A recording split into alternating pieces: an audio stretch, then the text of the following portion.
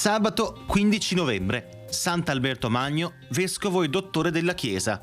È il 319° giorno dall'inizio dell'anno, ne mancano 46 al termine. Il sole sorge alle 7:09 e tramonta alle 16:41. La luna si eleva alle 2:18 e tramonta alle 14:27.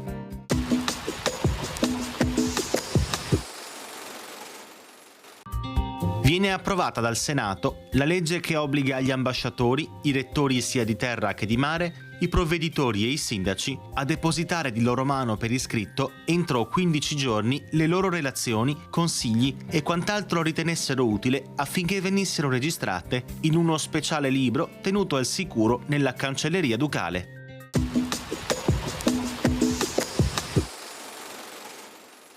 Le previsioni per domani. Cielo molto nuvoloso o coperto. Fino a metà mattina precipitazioni generalmente assenti, poi la probabilità aumenterà gradualmente a partire da sud-ovest, in estensione al resto della regione, con precipitazioni che diverranno diffuse. Limite della neve intorno ai 2100-2300 metri.